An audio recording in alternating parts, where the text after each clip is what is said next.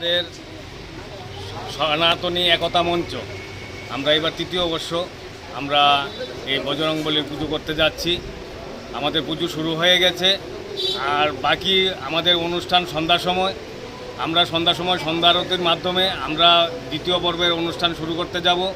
তারপরে হনুমান চল্লিশা পাঠ, তারপরে হনুমান চল্লিশার শেষেই হবে রাম দরবার।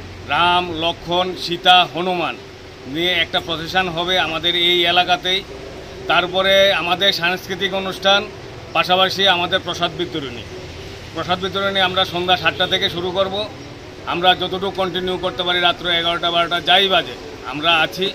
আপনাদের সহযোগিতায় আপনারাও আসবেন এবং আপনাদের সহযোগিতায় এই এলাকার সবাই আমাদের আজকের এখানের বিশেষ অতিথি।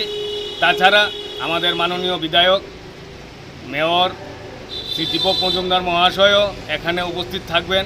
স্থানীয় যারা কাউন্সিলর আছেন ওনারাও উপস্থিত থাকবেন।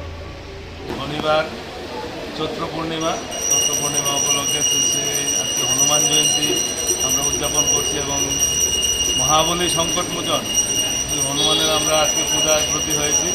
আজকে আমরা এখানে আমাদের পূজা এখন আরম্ভ হয়েছে, আর সন্ধ্যার সময় আমরা মহাপ্রসাদ বিতরণ করব।